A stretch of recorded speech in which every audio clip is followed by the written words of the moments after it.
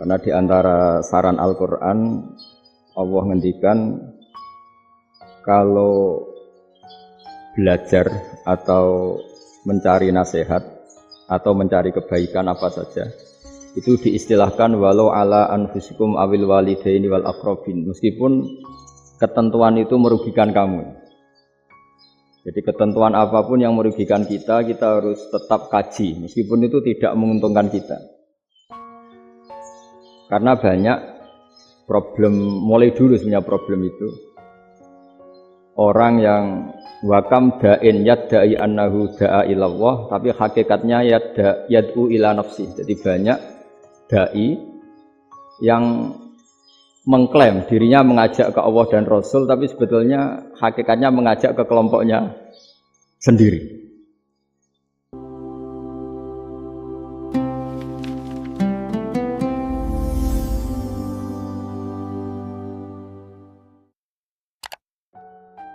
Assalamualaikum warahmatullahi wabarakatuh. Bismillahirrahmanirrahim. Nahmaduka ya ghafuru ya syakuru. Mashalli wa sallim barik ala sayyidina maulana Muhammadin wa ala alihi wa sahbihi asma'in nama ba'du. Saya ini termasuk kiai yang masih orisinil. Artinya orisinil gini, suatu saat atau kapan saja saya kok sudah tidak laku jadi kiai, asal Islam jalan tetap senang. Karena enggak penting yang populer saya apa enggak itu tidak penting, yang penting agama ini tetap jalan. Sama, negara ini harus jalan siapapun presidennya. Nah, ini penting saya utarakan karena perbedaan antara nafsu dan komitmen beragama itu tipis sekali. Sehingga dulu pernah ada cerita, ini bukti keadilan Rasulullah SAW. Pernah suatu saat Nabi itu ngaji, yang ngaji seperti ini. Terus ada pemuda dengan cueknya melewati masjid yang sedang dipakai Nabi ngaji. Singkat cerita semuanya ngomel ya, bergumam. Celaka betul pemuda itu, ada Nabi ngaji kok tidak ikut ya. Tapi Nabi secara besar hati ngendikan, ini ada di beberapa kitab di Fadhailul Kasbi, keutamaan kerja. Kata Nabi, pemuda itu mau mencangkul di lahannya. Jika dia mencari nafkah untuk keluarganya, untuk kebaikannya, maka itu bagian dari ajaranku. Jadi Nabi berbesar hati bahwa kerja seperti itu bagian dari ajarannya. Jadi tidak harus datang ke majelis ngaji. Dan bisa saja yang sedang hadir itu ya orang yang hindari istrinya minta belanja dari ngaji terus benar dituntut belanja kan gitu. Mungkin anak-anak UMM yang kesini daripada tengok-tengok yang Malang bosan jalan-jalan ke Rembang gitu. Nah, jadi nggak mesti benar juga niatnya gitu. Jadi ya sama itu. Jadi kalau di dunia kiai yang masih orisinil itu, nafsu itu benar-benar dilatih. Maka masyhur dalam cerita ada orang perang sama Ali radhiyallahu anhu. Ketika perang ini sangat semangat. Tapi ketika orang itu meludahi dan Sayyidina Ali ini tersinggung karena diludahi, Sayyidina Ali langsung angkat tangan. Sudah, perangnya enggak usah diteruskan. Karena saya marah sama kamu sekarang demi nafsu, karena kamu meludahi saya, padahal saya tadi motifnya demi Allah dan Rasul. Jadi sangat tipis bedanya kita emosi karena diri kita dan emosi karena Allah dan Rasul. Sehingga ketika diludahin ini terus beliau mikir, jangan-jangan perang saya karena saya diludahin. Nah, yang hilang dari peradaban modern adalah Allah itu tidak begitu hadir di hati kita. Saya sering cerita di mana-mana, teks hadis itu sebenarnya berbunyi gini, ini hadis sahih. Mangka na yu'minu billahi wal yaumil akhir fal yukrim jarahu. Ada yang fal yukrim jarahu dhaifahu, ada yang fal yakul khairan aw yasmut. Siapa yang iman dengan Allah dan Rasul maka harus memuliakan tetangganya, memuliakan tamunya. Dulu itu ada seorang ulama dipanggil anak muda, dibully terus sekarang. Wahai kiai, datang ke rumah saya. Datang kiai itu. Setelah sampai ke rumah orang itu, silakan kiai kembali ke rumahnya. Saya tidak butuh kiai. Kiai itu dengan riang kembali. Setelah di rumah dipanggil lagi. Pak Yai, silakan datang ke rumah saya. Datang lagi. Ya senyum-senyum kiainya santai. Wah, nggak jadi butuh Pak Yai. Silakan kembali lagi. Sampai 3 kali. Oh, itu kalau rektor digitukan marah itu. Dosen marah. Kiainya santai. Santai, senyum-senyum, rileks. Ketika ditanya, kenapa Pak Yai tidak tersinggung? Jawabannya unik. Anak muda, saya ini senang sekali nuruti perintah Allah, disuruh menghormati tetangga. Sehingga ketika Anda manggil, ya saya datang. Ketika Anda nyuruh pulang, ya saya pulang. Saya senang sekali nyenangkan tonggo. Dan itu perintah Allah, jadi tidak ada hubungannya dengan kamu. Wah, pemudanya nangis minta dimaafin. Kalau kita kan enggak, kita ini dosen, kiai, mungkin kita doktor, mungkin kita profesor. Tapi kita ini sering didikte oleh orang bodoh. Kalau orang bodoh itu jengkel, lo kita ya jengkel. Lo kamu jengkel, dijengkelkan orang bodoh itu namanya terdikte. Itu bodoh apa pinter? Wah, itu tidak pinter sama sekali. Kalau betul-betul kamu pinter, hanya bisa didikte oleh Allah Subhanahu wa Ta'ala. Jadi antara hukum Allah apa? Wa ahsin man asa'a ilaika. Berbuatlah baik sama orang yang berbuat buruk sama Anda. Itu dikteannya Allah. Kalau dikteannya orang-orang bodoh, kayak dimangkel ben mangkel, terus kamu mangkel, itu bodoh apa pinter? Nah, problem kita kekinian adalah wong pinter, wong bodoh, itu podo-podo bisa didikte oleh sekelilingnya. Terus karuan wataknya perempuan seperti itu, wataknya anak-anak seperti itu, kita didikte. Anak-anak jengkelin kita mangkel, berarti kita didikte oleh orang bodoh. Makanya agama itu unik, kadang ngendikan wa ahsin man asa'a ilaika, kadang wasil man qata'aka, sambunglah orang yang memutus kamu. Karena dengan demikian kita hanya didikte oleh Allah Subhanahu wa Ta'ala, bukan didikte oleh hukum sosial. Cara Jawane nak ngapiki tangga sing apik akeh tunggale. Berbuat baik sama yang berbuat baik pada kita itu, mbok orang fasik ya seperti itu, maling ya seperti itu, sama. Tapi kalau berbuat baik sama orang yang berbuat jelek sama kamu itu baru luar biasa. Dan memang teksnya hadis wa ahsin man asa'a ilaika. Berbuat baiklah sama orang berbuat buruk sama kamu. Jadi enggak boleh orang didikte. Makanya ngaji di sini diantaranya saya akan cerita dalam sebuah hadis sahih, dalam hadis hasan yang diriwayatkan Imam Tirmidzi, ada kalimat dari Rasulullah sallallahu alaihi wasallam, dawuh Nabi, la takunu imma'atan taquluna in ahsanan nasu ahsanna wa in dzalamu dzalamna walakin watti'u anfusakum in ahsanan nasu an tuhsinu wa in asa'u alla tazlimu. Kamu jangan jadi orang yang mudah diombang-ambingkan oleh orang sekeliling kamu, yaitu kamu mengatakan jika orang baik ke saya akan baik, jika orang buruk ke saya juga akan membalas buruk. Itu namanya Anda didikte. Tapi berkomitmenlah kamu akan berbuat baik meskipun orang lain berbuat buruk. Nah sekarang logika sosialnya begini. Kalau di Indonesia itu ada 1000 kiai, ada 1000 profesor yang ingin membenahi Indonesia. Rata-rata orang awam itu semau gue. Terus mereka mendikte kita. Perilakunya enggak simpatik, perilakunya jengkelin. Terus 1000 profesor ini ikut jengkel. Itu kira-kira jadi solusi apa goblok bareng? Sama 1000 kiai ini ikut jengkel. Ini jadi solusi apa goblok bareng? Goblok bareng. Nah problem sekarang kita ini biasa didikte orang bodoh. Nah makanya ciri khas orang muslim itu kata Nabi, mangkana yu'minu billahi wal yaumil akhir. Jadi baik tetangga karena perintahnya Allah dan Rasul. Pentingnya apa? Bedanya karena berbuat baik ini perintahnya Allah, mbok tonggo apik lah kita tetap apik karena perintahnya Allah dan Rasul. Begitu juga dengan hubungan dengan istri, dengan anak. Mbok bojomu lagi cerewet lah ya tetap apik. Karena dengan cara itu kita hanya tunduk kepada Allah dan Rasul. Tapi kalau kamu, istri saya kalau baik ya saya baik, kalau enggak ya enggak. Berarti Anda didikte oleh perilakunya dia. Itu latihan, ya kalau dalam bahasa pondok, latihan jadi wali itu yang paling berat. Nabi itu kalau sama orang munafik itu sabarnya Masya Allah. Padahal Nabi berso kalau orang itu orang munafik. Karena dengan cara seperti itu, bahwa kebaikan Nabi pada seseorang itu atas perintahnya Allah dan Rasul, bukan atas nama servis. Kalau Nabi hanya baik kepada Abu Bakar, itu mungkin orang bilang, wis adune wong Abu Bakar baik sama Nabi. Tapi kalau Nabi baik sama orang munafik, Abdullah bin Ubay bin Salul, itu kalau enggak perintahnya Allah dan Rasul itu enggak bisa. Nah, ini cobalah berlatih seperti itu sehingga kita tidak mudah didikte. Saya ulang lagi enggak mudah apa? Didikte. Maka di antara kebaikan Allah dan Rasul adalah bahkan orang zalim saja diberi jatah rahmat.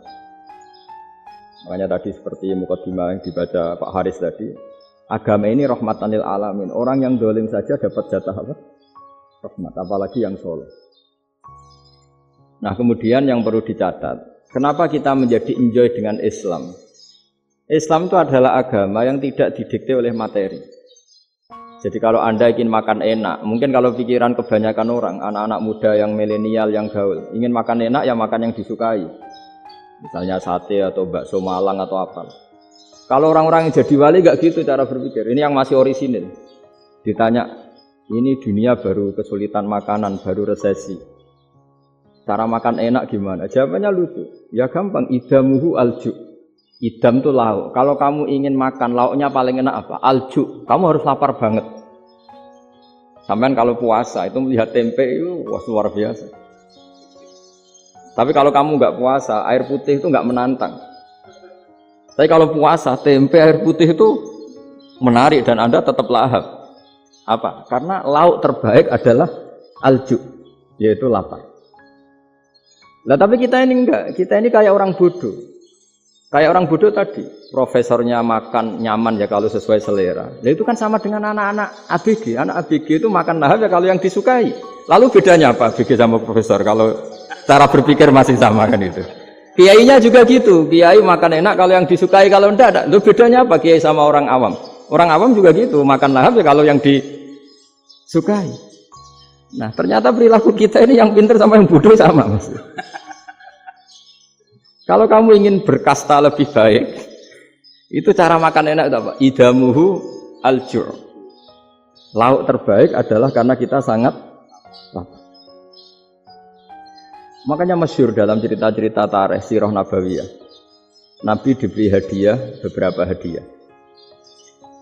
Di antaranya ada yang diterima, ada yang enggak. Termasuk yang dikembalikan itu dokter. Ada seorang raja memberi hadiah Nabi dokter Tobit. Itu sama Nabi dikembalikan. Karena dokter ini sudah lama kumpul Nabi itu gak pernah sakit. Akhirnya dokter ini putus asa, ini gak perlu diobatin. Ketika ditanya, kenapa ya Rasulullah engkau gak pernah sakit? Karena kita ini kaum, kita ini komunitas masyarakat yang tidak akan makan kecuali lapar. Dan kalau sudah makan, berhenti sebelum kenyang. Jadi sederhana sekali pengobatan zaman itu. Sebagian besar penyakit itu pasti disebabkan kita ceroboh dalam hal makan. Sudah ngerti kalau durian masalah, kalau makan durian enggak kehitung gitu. Apalagi kalau gratisan itu tambah banyak. Gitu. Pola tidur juga gitu kata Nabi, dan kita tidak tidur kalau tidak sangat ngantuk. Nah, itu namanya orang-orang soleh yang sudah ada didikte materi. Kalau yang didikte materi kan bisa tidur nyenyak kalau kasurnya enak, AC gini-gini. Sebenarnya enggak, tidur enak itu ya kalau sangat ngantuk. Mbok di gudang, mbok di bis, kalau sangat ngantuk ya semuanya ya enak. Sama, mbok lapar, mbok hanya tempe, tapi kalau sangat lapar itu ya enak. Nah ini ilmu yang mulai hilang, ilmu-ilmu yang mulai hilang. Nah, cara ibadah juga gitu. Kita ini kan, saya ini punya bapak kiai, mbah kiai. Punya guru yang sangat alim ya seorang Kiai Memun. Itu dulu kita pengkaji ilmu itu tidak pernah tahu bedanya NU dan Muhammadiyah. Karena dulu Mbah Darwis itu Kiai Dahlan itu dulu ngajinya bersama Mbah Hasyim ketika di Indonesia yang ngaji Mbah Soleh Darat. Mbah Soleh Darat itu dulu ngajinya sama buyut saya ke-6 namanya Mbah Soleh Asnawi di Kudus. Mbah Soleh Darat itu dulu alim-alimnya orang Jawa ya Mbah Soleh Darat. Soleh bin Umar. Tempatnya di Semarang, tapi beliau itu sebenarnya orang Jepara yang dekat Kudus. Setelah di Mekah, Mbah Hasyim ini mondoknya, mulazimnya ke Syekh Mahfud Termas. Tapi sesekali ke Syekh Khotib Minangkabau. Nah yang Mbah Ahmad Dahlan lebih sering ke Syekh Khotib Minangkabau, sesekali ke Mbah Mahfud. Singkat cerita, karena Syekh Khotib Minangkabau sudah modern, terlibat organisasi dunia. Pas itu beliau pengagum Muhammad Abduh, pengagum Rasid Ridho, sehingga bawaannya Mbah Dahlan itu lebih pergerakan karena beliau lebih mengidolakan Syekh Khotib. Nah Syekh Khotib sendiri sebenarnya orang Minangkabau, jadi beliau namanya Muhammad saja. Jadi menantunya orang Arab. Oh itu dicibir mertuanya ini karena punya mantu orang Jawa, orang ndak Arab. Singkat cerita terus si mertuanya bilang gini, kamu jangan pernah bilang kalau orang Arab itu mansa kanal Arab, orang yang bertempat di Arab. Walakin man takallama bi arabiyyin fasihin, tapi orang bisa ngomong Arab secara fasih. Singkat cerita, kalau kamu tidak percaya, nanti suatu saat menantu saya kalau Jumatan, tidak usah kamu kasih tahu, langsung suruh jadi khotib. Tidak usah kamu kasih tahu, sarannya tidak usah kamu kasih tahu. Kalau sekarang kan enggak. Kalau dosen mau jadi khotib kan mengumpulkan materi dulu. Lucunya di antara materinya itu dari TV. Makanya jadi ribet kan khutbah sekarang. Kalau musim corona ya akan ngomong corona, musim apa yang ngomong apa. Jadi lagi-lagi didikte oleh media. Sebenarnya kalau ngomong kan sesuai kebutuhan umat, ini obatnya apa. Tapi enggak sesuai trending topik, itu kan kayak anak-anak gaul. Ini dokter kok gitu kan aneh. Singkat cerita si khotib ini enggak dikasih tahu, saya Muhammad tadi enggak dikasih tahu, langsung disuruh khutbah. Fatakallama bikalamin fasihin. Dia ngomong fasih sekali. Bahkan ngalah-ngalahi fasihnya orang Arab asli. Semenjak itu beliau dapat gelar Al-Khotib, orang yang cakap berpidato berkhutbah. Hanya terus desa Khotib Al-Minangkabau. Jadi orang Indonesia itu luar biasa. Dulu yang namanya orang Indonesia di Arab Saudi itu dihormati sekali. Karena yang ke sana itu pasti ulama. Sudah alim di Indonesia ke sana, termasuk Mbah Ahmad Dahlan. Mbah Hasyim dulu karena sama-sama muridnya Mbah Soleh Darat. Lama-lama yang ke sana itu TKI TKW itu ya mulai agak dibully. Dulu Syekh Nawawi di antara ijtihad yang dihormati itu beliau mengkritik nyuwun sewu orang yang kan orang biasanya normalnya kan muji orang mati syahid. Hebat orang mati syahid itu hebat gini. Oke, kita sepakat orang mati syahid itu hebat. Tapi kata Imam Nawawi dengan syarat niatnya itu li'ila'i kalimatillah dan itu bawaan takdir. Saya ulang lagi, itu bawaan takdir, harus mati di medan perang. Tapi tidak boleh seseorang ini niat perang tapi niatnya supaya syahid. Karena kalau begitu berarti dia berniat supaya menjadi maktulal kafir, orang yang dibunuh orang kafir. Kedua, dengan dia mati berarti pasukan Islam berkurang. Berarti dia ingin pasukan berkurang, hanya ambisinya dia ingin langsung ke surga. Misalnya pasukan orang Islam itu 10, orang kafir 10. Kalau kamu ingin syahid berarti mati 1 kan, tinggal 9 kan. Nah kalau yang seperti itu 10 kan mati semua. Gara-gara ingin syahid akhirnya perangi rapati tenanan, benang mati, benang mlebu. Kata Syekh Nawawi, ya enggak. Kalau kamu perang sama orang kafir ya niat menang. Dengan niat menang ini kamu ingin li'ila'i kalimatillah. Tapi kalau kamu ingin syahid, berarti kamu menuruti keinginan nafsu kamu yang cepat masuk surga. Itu orang Arab kagumnya bukan main. Karena di mana-mana orang itu dinilai dari niatnya. Paham ini ya? Tapi perang loh ya, dalam kondisi perang, bukan teroris. Perang itu artinya orang kafir yang ingin bunuh kita, itu perang namanya apa? Dulu orang cerita syahid itu hanya pokoknya syahid itu hebat, pokoknya syahid itu hebat.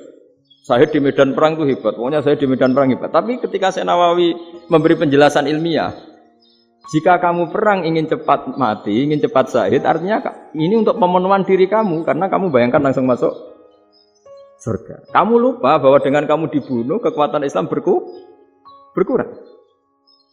Akhirnya beliau memberi penjelasan, syahid itu bagus, itu sebagai takdir. Hanya takdir itu kita perang yang ingin menang, tapi takdirnya mati. Jangan dibalik, oleh perang rapati tenanan, benang mati, namun lebu. Itu yang pertama, termasuk ulama yang pertama memberi penjelasan itu Syekh Nawawi. Akhirnya melahirkan kekaguman yang luar biasa dengan tafsir Munirnya itu. Terus beliau itu orang yang rileks kalau menjelaskan ilmu. Ini ya juga guru-gurunya Mbah Hasyim, Mbah Guru sama Mbah Hasyim, sama Mbah Ahmad Dahlan Syekh Nawawi. Jadi dulu yang alim di Arab itu ada Syekh Nawawi, ada Syekh Khotib Minangkabau, ada Syekh Bakir Jogja, ada Syekh Mahfud Termas. Itu orang Indonesia banyak sekali yang alim. Bahkan di antaranya yang dikagumi Al-Azhar itu juga orang Indonesia, nama Syekh Abdul Manan, itu mbahnya Syekh Mahfud Termas. Itu pertama ada duta besar Indonesia di Mesir, itu termasuk barokahnya Mbak Abdul Manan tadi, itu juga orang Indonesia. Jadi pemahaman ulama Indonesia itu khas. Termasuk ketika memaknai apa? Syahid. Ketika memaknai apa? Syahid. Itu unik. Ketika Senawawi diuji dulu itu yang namanya ulama diuji dulu oleh 100 ulama. Jadi dulu ya ada kompetisi. Imam Bukhari diakui jadi ahli hadis itu diuji oleh mi'atu muhaddisin, 100 orang ahli hadis. Sanad dibolak-balik, matanya dibolak-balik, tapi beliau tetap bisa mengembalikan proporsi sanad itu. Senawawi pernah diuji gini. Ayul afdol al ulama awe salatin. Keren mana ulama sama raja atau sama orang-orang kaya, sama penguasa? Ya keren ulama. Dibully sama orang. Tapi setahu saya banyak ulama yang antri di rumahnya raja. Tapi saya tidak tahu melihat raja antri di rumahnya ulama. Kan kebanyakan kan mungkin ustadz atau kiai yang antri ngajukan proposal kan enggak. Nah, kalau raja kan enggak pati itu, malah enggak usah antri. Kiainya sudah nyambut sebelum datang. Jawabannya lucu Senawawi itu, dan yang tanya itu langsung diem. Ya karena ulama itu tahu fungsinya uang, sehingga cara nyari sampai seperti itu. Sementara raja-raja itu tidak tahu fungsinya ilmu, makanya tidak pernah sowan ulama. Sehingga jadi ya dianggap enteng saja. Ulama kan tahu fungsinya uang, tahu untuk pondok, tahu masjid. Sementara raja tidak tahu fungsinya ilmu. Jadi itu khas Jawa ya. Khas Jawa, khas Indonesia. Apa-apa yang menurut orang banyak dengan tanda kutip itu buruk atau baik, itu orang Jawa menafsirkan tuh gampang saja. Sehingga semenjak itu Jawa itu dipandang betul. Saya punya kitab namanya Qadayal Haji wal Umrah. Itu terbitan Hayatul Ulya Arab Saudi, milik Wahabi. Itu diantara fatwa yang dipakai untuk solusi muskilatul haji, problem-problem haji kekinian. Itu fatwanya syekh-syekh yang dari Indonesia. Termasuk Syekh Khotib Minangkabau, Syekh Nawawi Banten, Syekh Bakir Nur Jogja.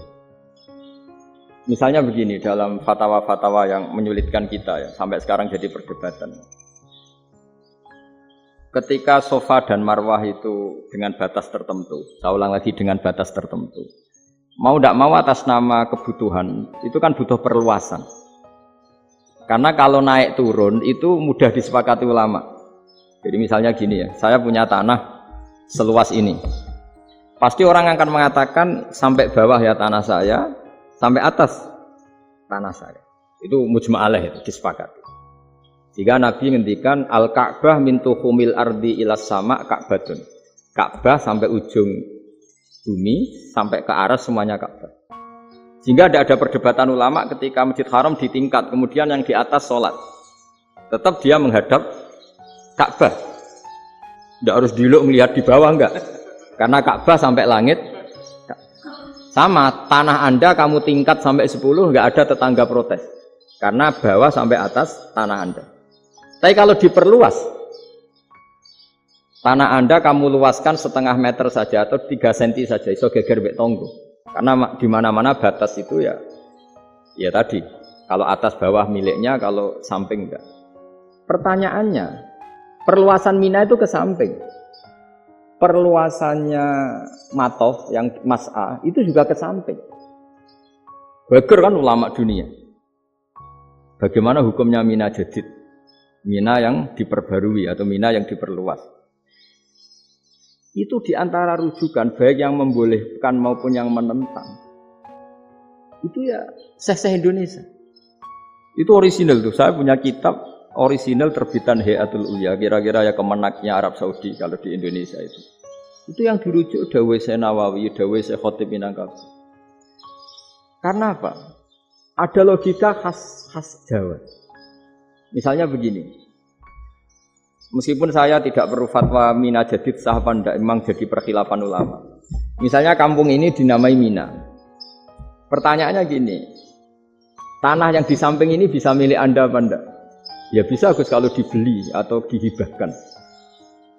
Berarti tanah di samping Anda menjadi milik Anda karena ada proses pengambil alian lewat beli maupun hibah. Nah masalahnya ini negara itu berhak menganeksasi atau memasukkan ini sebagai Mina. Itu ulama Jawa kalau ditanya, alasannya apa? Fa innal muttasila bis-syai' hukmu dzalika syai'. Karena yang gantet, yang mutasil itu bisa dihukumi seperti sesuatu itu. Jadi kalau ini Mina, ya yang gantet Mina ini ya bisa dikatakan Mina. Beda dengan membuat Mina Malang Mina, wah itu tidak bisa, tidak mutasil kan? Itu enteng sekali ulama Jawa. Satu ya tentu karena kebutuhan, tapi asal masih al-muttasilu bihi, yang masih tanah yang masih mutasil. Nah, ketika perluasan antara sofa dan marwah kan misalnya ini batas luasnya sofa, ini batas luasnya marwah. Lalu atas nama kebutuhan, sofa marwah itu sampai sini. Sampai agak meluas ke sini. Itu geger Arab Saudi. Wah, ini gimana? Padahal tawaf itu harus antara gunung Sofa dan gunung Marwah. Sa'i itu ya. Tapi kalau istilah Quran memang tawaf sama-sama. Makanya apa? Inna Sofa al-Marwata min sya'airillah faman hajjal baita wa i'tamara fala junaha alaihi ayyat tawafati. Nah, jadi kalau istilah sa'i di Quran itu masih tawaf. Karena harus ada, kalau bisa lah, bukan harus. Kalau bisa memang harus ada unsur muternya. Kita kalau sa'i kan dari sini Sofa sampai sini Marwah. Terus kan agak muter ke sini. Nah, kan agak membentuk lingkar, nah, makanya Quran tetap mengistilahkan apa? Tawaf. Jadi bukan sini ke sini, terus sini ke sini kan enggak, tapi sini sampai sini, terus muter kan, terus sini. Jadi antara setar dan selama ini prakteknya kan gitu ya. Sofa ngambil sini, terus ke sini, terus agak muter. Nah, karena ada unsur agak muter ini, terus orang menyebut apa? Tawaf. Tapi itu bukan syarat sah, ini cerita ideal. Saya ulang lagi ya. Gunung Sofa itu puncaknya atau pucuknya kalau dalam bahasa Jawa. Itu ya hanya segini, ini sampai sini. Nah, kelompok Islam yang fikih keras nggak boleh diperluas. Karena Allah memilih tempat ini itu spesial, jadi nggak boleh ke yang lain. Tapi ketika kebutuhan mendesak, mau tidak mau harus diperluas. Itu jawabnya Kiai Jawa lucu. Gunung sing ketok iku sing dhuwure tok. Sikilane luwih hombo. Jadi karena kan gunung kan bentuknya gini. Nah, sofa yang kecil itu yang atasnya, tapi sikilannya sini kakinya lebih luas. Jadi boleh perluasan asal tidak melebihi kakinya. Nah, dihitung ya lebih luas. Jadi Kiai Jawa itu kayak wong delok gunung Penanggungan, kayak gunung Arjuna. Di mana-mana puncak gunung itu lebih kecil timbang kakinya. Artinya diperluas ini bukan berarti tidak di sofa dan tidak di itu khas Kiai Jawa. Jadi jangan kira orang Jawa itu udah hebat sekali. Termasuk perkembangan hotel di Arab Saudi. Itu dulu sebelum ada hotel. Buyut saya kelima atau keenam dulu haji namanya Badur Rahman. Itu kalau mau ingin menghindari terik matahari itu masuk gua. Itu masuk gua itu hanya separuh badan, kakinya di luar. Jadi jangan bayangkan kalau gua di Indonesia kayak gua Akbar di Tuban orang bisa masuk jalan-jalan, enggak. Gua di Arab itu kayak cepitan batu tidak sampai masuk. Sehingga kepalanya dimasukkan, kakinya masih kena matahari. Saking panasnya Arab Saudi. Sehingga dalam bayangan hijrah ketika Nabi bersembunyi di gua Sur, itu kata Abu Bakar, kalau orang kafir melihat kakinya pasti melihat kita karena nggak bisa masuk penuh. Jadi orang itu mau dempes tok. Sehingga ya kira-kira luasnya gua paling segini. Makanya guyonannya kiai-kiai itu untung nggak kayak gua Indonesia. Kalau kayak gua Indonesia laba-labanya capek karena luas sekali. Jadi jangan bayangkan gua Arab tuh kayak gua Indonesia. Makanya bayangannya andai kan orang tuh melihat ke bawah pasti melihat kita karena orangnya nggak bisa masuk penuh, nggak bisa masuk 100%. Ya kayak cepitan batu lah mirip. Itu kan mirip Gunung Uhud. Gunung Uhud kata Rasulullah nanti kalau kamu perang itu di atas, menang atau kalah di atas. Musuh biar di bawah. Dengan di atas kamu bisa manah. Jangan bayangkan kayak Gunung Merapi, kayak Gunung Penanggungan. Lah kalau Gunung Penanggungan manah ke bawah yang layang kan? Jadi gunung di Arab itu kayak bukit. Ya sampean pernah kan ke Uhud itu ya sama ini aja tinggi ini kan? Nah ini yang mulai ada mis. Makanya nerjemah itu susah di Indonesia. Karena jabal itu udah harus tinggi. Kalau tinggi nggak bisa manah dari atas ke bawah kan nggak ngefek kan? Tapi kalau ke Uhud gunungnya kan pendek sekali sehingga yang mana dari atas ke bawah ya kalau kena musuh ya celaka karena memang dekat. Ya kalau gunung Indonesia mana dari atas ke bawah yang ngeleyang nggak ngefek. Nah itu susahnya nerjemah bahasa Arab ke kita. Jadi apa ya? Transkrip itu nggak gampang karena ada pengertian yang beda. Kita kalau bilang gunung itu tinggi sekali. Sampai banyak mahasiswa tersesat ya saking tingginya. Kalau orang naik Uhud nggak akan tersesat, wong ketok dari bawah itu. Nah ini pentingnya ngaji ya. Jadi akhirnya ulama-ulama Indonesia itu dipakai rujukan. Jadi mulai Mbah Hasyim, Mbah Ahmad Dahlan sampai era buyut-buyut itu masih orang alim. Lama-lama yang di Indonesia ini orang-orang yang bodoh. Sehingga orang Jawa kalau ke sana dibully, ya Jawa tak kuluh kaya. Orang Jawa itu penggaweannya itu makan ular. Karena belut itu kalau di kamus itu persis ular. Dulu itu kan kamus tidak full color. Gara-gara gak full color, gambar belut sama ular itu sama. Belut itu belut sama ular kalau gak full color gambarnya sama apa enggak? Sama. Terus orang Jawa itu kan masih banyak yang makan bajing itu apa? Ketupai. Bajing kalau digambar tidak full color sama dengan tikus. Gambar yang tidak warna hitam putih. Sehingga kita ini dibully pemakan tikus dan pemakan ular. Karena belut itu persis ular kalau digambar yang tidak full color. Sampai datang Syekhona Khalil, datang ulama. Ngarang kitab ya judulnya Al-Belut. Karena enggak terima bangsanya dinyek makan apa? Ular. Terus dikarang. Wal belut hayawanun bakhriyun, terus ya isu fi kadza wa kadza. Itu beda dengan al-hayyah. Itu diterangkan. Mulai bisa nerima. Terus sistem hotel juga gitu. Sampeyan tanyakan dalam sejarah dulu orang Sedayu ada namanya Syekh Mukhtar. Syekh Mukhtar bukan bikin rumah besar yang siapapun orang Indonesia haji itu nempat di sana. Nah ini yang menginspirasi akhirnya ada hotel. Dulu Syekh Mukhtar hanya menyediakan untuk hujat-hujat Indonesia. Lama-lama jadi hotel. Tidak mau saya mau cerita. Kata Mbah Mun sering cerita. Kenapa wa ma arsalnaka illa rahmatan lil alamin, kata Mbah Mun. Allah itu pasti bikin ulama yang tidak produk Arab itu pasti ada. Kalau orang Arab jadi ulama wajar, bahasanya Arab, domisilinya di Arab. Tapi Allah akan selalu bikin ulama yang tidak bangsa Arab. Imam Ghazali itu Tus itu Persia. Imam Bukhari itu kira-kira kalau sekarang ikut Uzbek. Ya.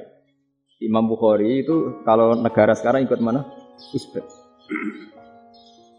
Kenapa demikian kata Mbah Mun? Karena Allah sudah ngendikan wa ma arsalnaka illa kafatal linnas. Manusia semua ini kena khitabnya Islam. Kalau tidak ada ulama yang dari berbagai negara, kesannya Islam itu hanya milik orang Arab Saudi. Makanya Allah selalu bikin ulama-ulama yang bahkan tidak Arab. Termasuk Imamul Muhaddisin, yaitu Imam Bukhari, itu orang Uzbek. Orang Rusia lah kalau sekarang ikut Uni Soviet. Imam Ghazali itu orang Persia. Syekh Nawawi itu orang Banten. Karena Allah ingin memaklumatkan bahwa Islam ini untuk semua. Sehingga orang yang tidak Arab pun bisa belajar Islam. Yang alimnya itu gak kalah sama orang apa? Arab. Makanya ini PR ya. Kalau Gus Dah Ploso nanti ngendikan suatu saat orang belajar Islam itu bahkan orang Arab pun bisa belajar ke Indonesia. Kalau orang Indonesia bisa alim betul kayak dulu. Sekarang banyak liga antar ulama. Itu orang Indonesia pasti masuk. Ulama-ulama top dunia. Itu pasti orang Indonesia banyak yang masuk. Karena tadi, ketika orang Indonesia baca kitab, itu orang Arab itu kagum. Kok bisa tidak bahasanya baca secara benar? Bukan sekadar bisa baca secara benar. Karena memang dilatih sedemikian rupa di pondok-pondok. Makanya kita semua lah, yang alim di Indonesia itu kemana-mana ya pasti alim. Dulu putra Mbah Mun namanya Gus Zofur itu tahun pertama ya sudah the best di tahun pertama. Kalau tahun pertama the best-nya ilmunya bawaan dari sarang, dari keluarganya. Gus Naji mondok di Sayyid Muhammad tahun pertama sudah dipuji sebagai yang teralim karena ya sanggup. Kalau dipujinya tahun ketiga, tahun keempat kan mungkin dapat dari sana. Ini tahun pertama. Saya ulang lagi tahun. Karena pengajaran di Indonesia itu luar biasa di pondok-pondok. Makanya kalau dalam anekdot pondok itu cerita-cerita lucu itu. Ada orang Jakarta ngaji, setelah di kelas itu kelengaan terus. Melihat jendela, lihat pintu terus. Lama-lama gurunya marah. Kamu diajarin kok enggak punya sopan. Melihat pintu terus enggak memperhatikan guru. Anak Betawinya jawabnya lucu. Habis Pak Guru bohong. Kenapa ya? Pak Guru bilang Ja'a Zaidun, Zaid datang. Tak lihat enggak ada yang datang.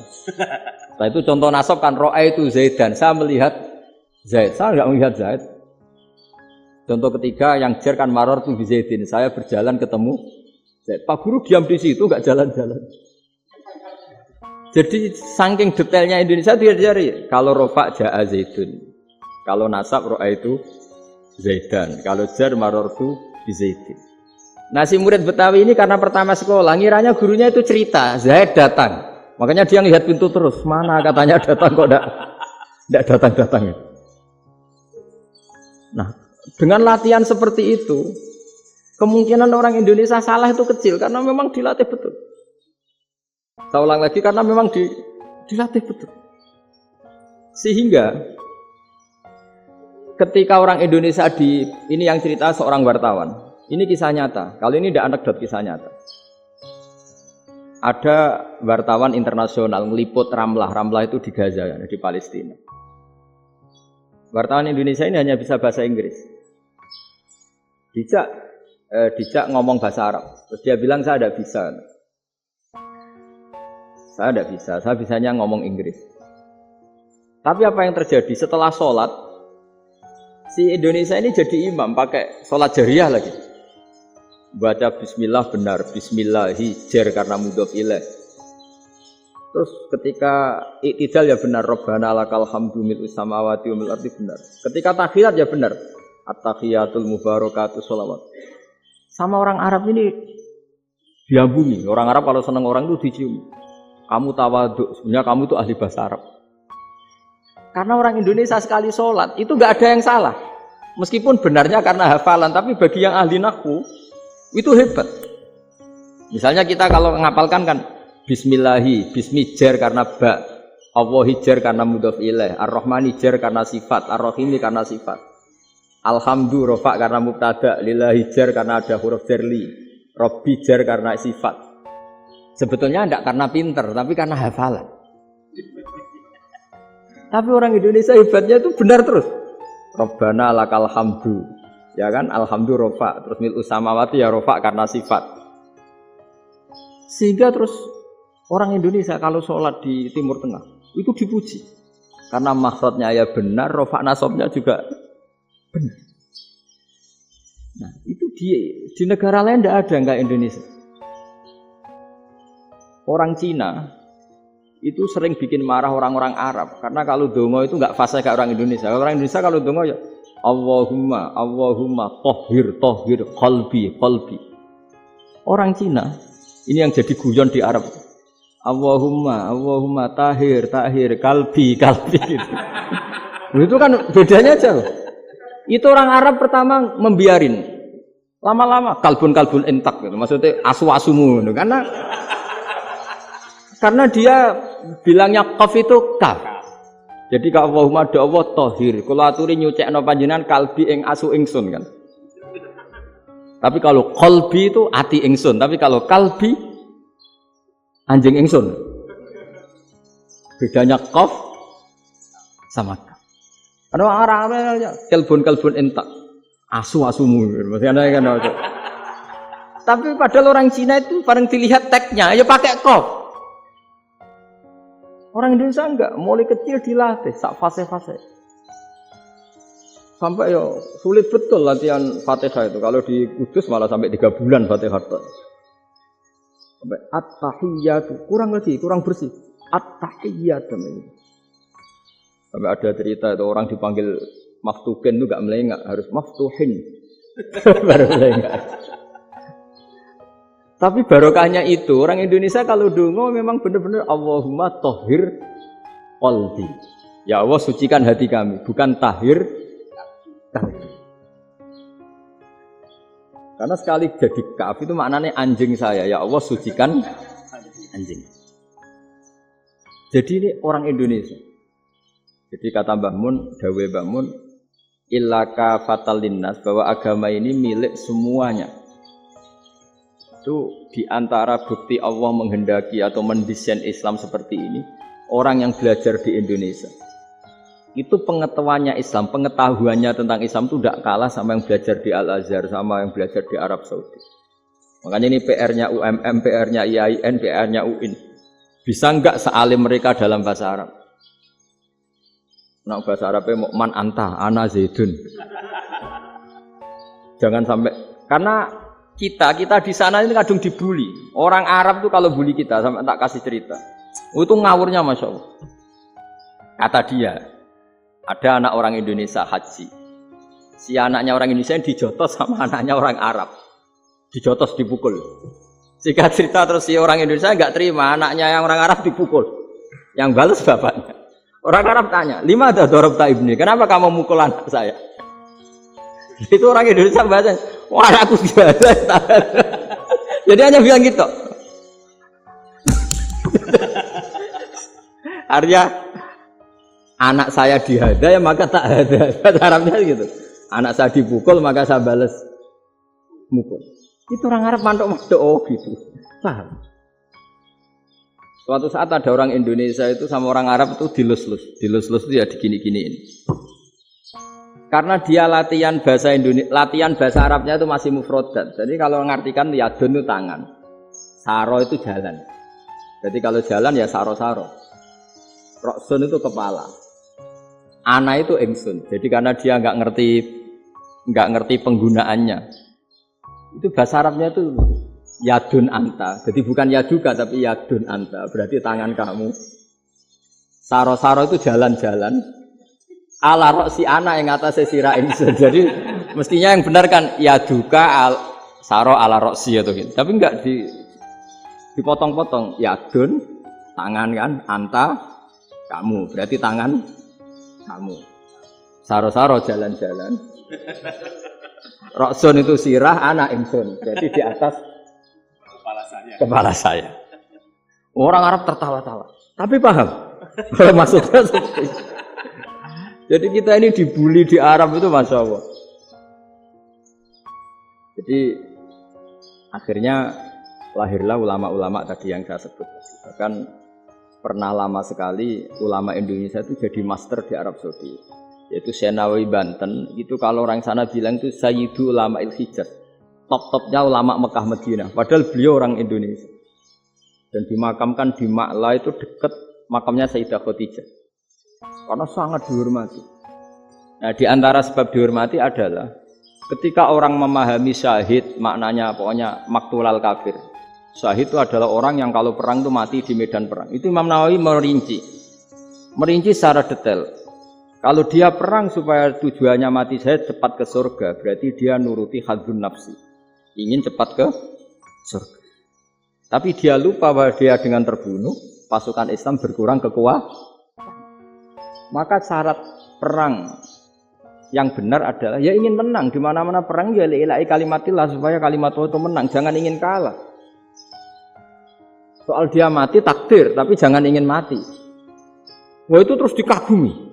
Ternyata memang, oh iya ya kalau pasukan Islam 10, kafir 10, kita ingin syahid, berarti ya kalau orang ingin syahid kan terus mungkin perangnya ada hati-hati, main ngawur saja terus kalah mati.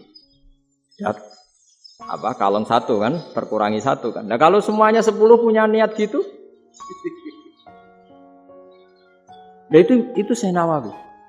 Syekh Nawawi itu orang yang begitu gampang nerangkan Quran. Bahkan ketika orang Arab kesulitan ngartikan famathaluhu kamathalil kalbi intahmil alaihi yalhas au tatrubuna yalhas. Orang tomak itu ibarat kayak anjing. Anjing itu kamu kasih makan ya tetap melet, menjulur-julurkan lidahnya, kamu ndak ya ndak. Imam Nawawi ditanya, "Ma wajhu sibbi?" Lalu wajah tasbihnya di mana? Beliau menjawab, "Fit tomak." Jadi anjing punya dua sifat yang berlawanan. Di bab ilmu dipuji. Enggak ada hewan yang mudah menerima ilmu kayak apa? Anjing. Sehingga Quran mengistilahkan wa ma 'allamtum minal jawarihi mukallibin. Hewan yang mudah diajari itu oleh Quran dibahasakan sudah menganjing. Karena anjing adalah hewan yang paling mudah apa? Diajarin. Itu diakui oleh Quran wa ma 'allamtum minal jawarihi mukallibin. Tapi dia punya sifat yang sangat buruk sekali, yaitu enggak pernah puas. Makanya ketika Bal'am bin Ba'ura, ada tokoh yang kedonyan ya. Itu kalau diistilahkan Quran walakinnahu akhlada ilal ardi wattaba'a hawa. Famathaluhu kamathalil kalbi in tahmil 'alaihi yalhas aw tatrukhu yalhas. Jadi anjing punya dua sifat yang berlawanan.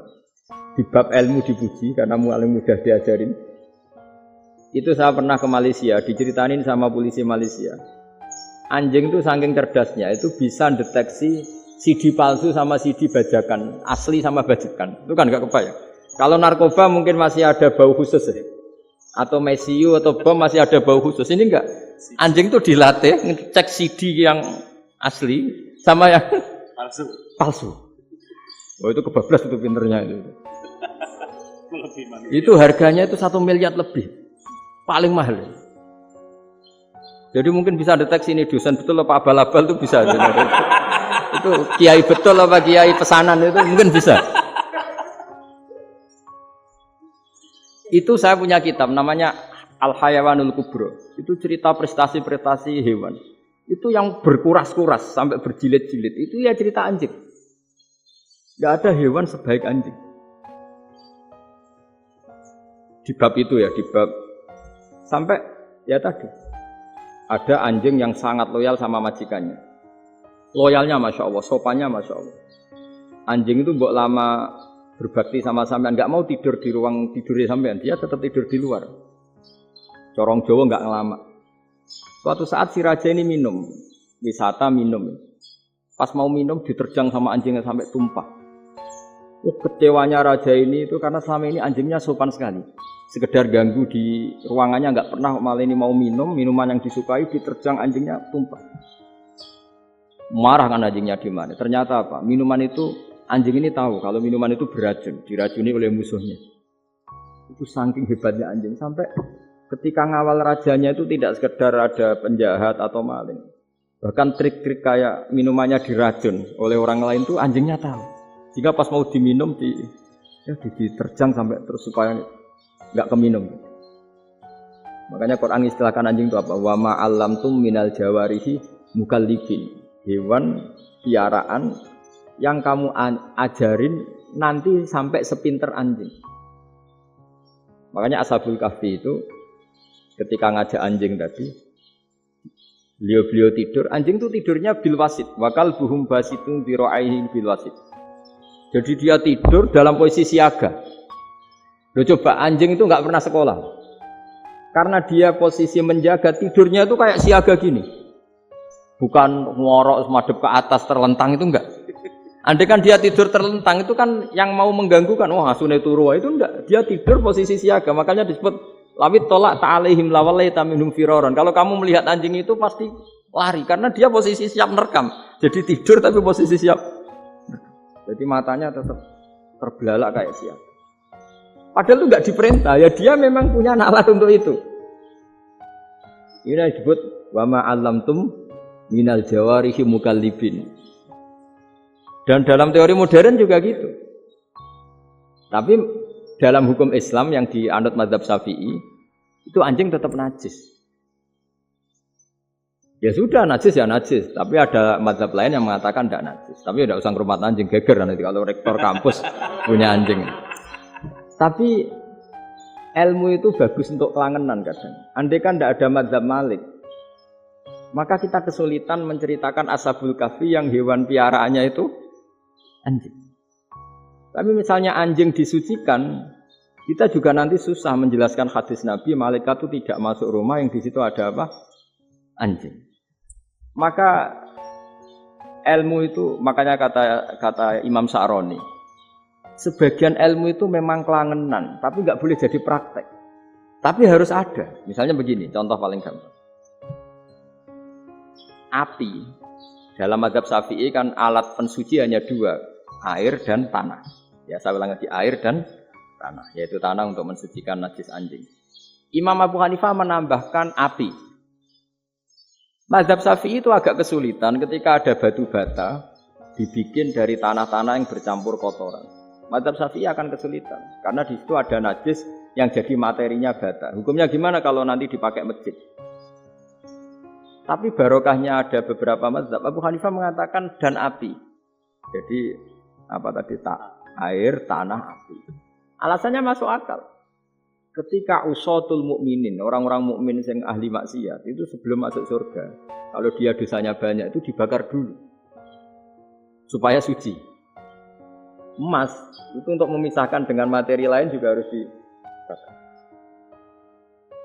Berarti api termasuk alat. Artinya gini, batu bata yang materinya dari tadi najis sekalipun, ini menjadi suci karena mengalami pembakaran.